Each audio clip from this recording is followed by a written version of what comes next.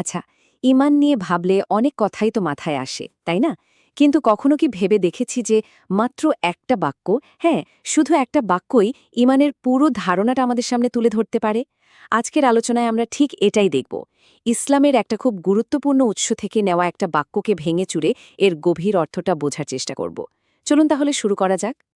আমাদের আলোচনার কেন্দ্রবিন্দুতে থাকছে বলা যেতে পারে একটা গভীর শর্ত, একটা কন্ডিশন। তো ঈমানের জন্য এই শর্তটা ঠিক কি, আর এটা কতটা গুরুত্বপূর্ণ, চলুন সেটাই একটু খতিয়ে দেখি। সেই পবিত্র সত্তার কসম যার হাতে আমার প্রাণ, তোমাদের কেউ প্রকৃত মুমিন হতে পারবে না যতক্ষণ না আমি তার কাছে তার পিতা ও সন্তানের চেয়ে বেশি প্রিয় হয়। কথাটা কিন্তু অনেক ভারী। এখানে ঈমানের জন্য একটা চূড়ান্ত মানদণ্ড, একটা বেঞ্চমার্ক ঠিক করে দেওয়া হচ্ছে। কিন্তু আসল প্রশ্নটা হলো, এই যে দাবিটা করা হলো, এর মানেটা ঠিক কি? চলুন এই প্রশ্নটারই উত্তর খোঁজা যাক। তো এই বাক্যটা নিয়ে গভীরে যাওয়ার আগে আমাদের একটা খুব জরুরি জিনিস জেনে নিতে হবে। আচ্ছা, এই কথাটা আসছে কোত্থেকে? এর উৎসটা কি? এটা কি আসলেই নির্ভরযোগ্য? যেই কোনো কিছু বিশ্লেষণের আগে তো তার উৎসটা যাচাই করে নেওয়া উচিত, তাই না? চলুন প্রথমে আমরা সেই কাজটাই করি। আমরা যে উৎসটার কথা বলছি সেটা হলো হাদিস। এখন হাদিস জিনিসটা কি? খুব সহজ করে বললে, হাদিস হলো নবী মোহাম্মদ সাল্লাল্লাহু আলাইহি ওয়াসাল্লামের কথা, কাজ বা তার দেয়ার সম্মতির একটা রেকর্ড। মানে তিনি কি বলেছেন, কি করেছেন বা কোনটা দেখে চুপ থেকে সম্মতি দিয়েছেন, সেগুলোর সংকলন। আর ইসলামী জ্ঞানের ক্ষেত্রে পবিত্র কোরআনের পরেই কিন্তু হাদিসের স্থান। তো আমরা যে হাদিসটা নিয়ে কথা বলছি সেটার বিশ্বাসযোগ্যতা কেমন? দেখুন, এটা কিন্তু যে সে কোনো হাদিস না। এটা নেওয়া হয়েছে সহিহ আল বুখারী থেকে, যেটা হাদিসের সবচেয়ে বিশুদ্ধ আর প্রসিদ্ধ সংকলনগুলোর একটা। আর এই হাদিসটার মান হলো সহিহ। সহিহ মানে হলো একদম অথেন্টিক বা বিশুদ্ধ। এর বর্ণনাকারী হলেন আবু হুরায়রা যিনি সবচেয়ে বেশি হাদিস বর্ণনা করেছেন। সুতরাং নির্ভরযোগ্যতার দিক দিয়ে এটা সর্বোচ্চ পর্যায়ের। দেখুন, এখানে মূল উৎসটা দেখতে কেমন সেটাও দেওয়া আছে। ইসলামিক ফাউন্ডেশন থেকে যে সহিহ আল বুখারী প্রকাশিত হয়েছে, এটা তারই ঈমান অধ্যায়ের ১৩ নম্বর হাদিস। hadisbd.com এর মতো ওয়েবসাইটেও এটা এভাবেই পাওয়া যায়। তো এর ফলে আমাদের এই আলোচনাটা সরাসরি মূল টেক্সটের সাথে জুড়ে গেল, আর এর নির্ভরযোগ্যতা নিয়েও কোনো প্রশ্ন থাকছে না। বেশ, আমরা তো উৎস সম্পর্কে নিশ্চিত হলাম। এবার আসল কাজে নামা যাক। চলুন, এই অসাধারণ বাক্যটাকে এবার আমরা টুকরো টুকরো করে এর ভেতরের অর্থটা বোঝার চেষ্টা করি, যেন একটা পাজল মেলাচ্ছি আমরা।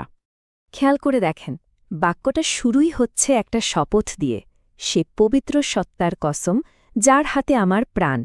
এখন কেউ যখন এভাবে কসম কেটে কথা বলা শুরু করে, তার মানে কি? এর মানে হলো, এর পর যে কথাটা আসছে সেটা কোনো হালকা কথা না। এটা খুবই গুরুত্বপূর্ণ, খুবই সিরিয়াস একটা বিষয়। এই শপথটা আমাদের মনোযোগ একদম কেন্দ্রীভূত করে দেয়। এর পরের অংশটা দেখুন, তোমাদের কেউ প্রকৃত মুমিন হতে পারবে না। এই কথাটা কিন্তু খুব সরাসরি। এটা কোনো উপদেশ বা পরামর্শ না, এটা একটা শর্ত, একটা প্রি-রিকুইজিট। মানে এই শর্তটা পূরণ করতে না পারলে ঈমান বা বিশ্বাস সেটা পূর্ণই হবে না। বিষয়টা এতটাই গুরুত্বপূর্ণ। এখানেই কিন্তু মূল বিষয়টা লুকিয়ে আছে। একদিকে আছে বাবা মা আর সন্তানের প্রতি ভালোবাসা। এটা কেমন? এটা তো একদম স্বাভাবিক, আমাদের ভেতরেই থাকে, তাই না? এটা একটা সহজাত প্রবৃত্তি। অন্যদিকে আছে নবীর প্রতি ভালোবাসা, যেটাকে ঈমানের একটা শর্ত হিসেবে বলা হচ্ছে।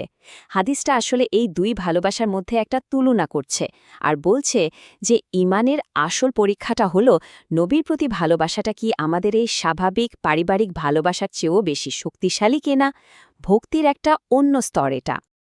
আর এখানে দেখুন, পাশাপাশি মূল আরবি টেক্সট আর তার বাংলা অনুবাদটা দেওয়া আছে। এটা একটা দারুণ ব্যাপার, তাই না? হাজার হাজার মাইল দূরে, ভিন্ন ভাষায়, ভিন্ন সংস্কৃতিতে কথাটা কিন্তু একই রয়ে গেছে।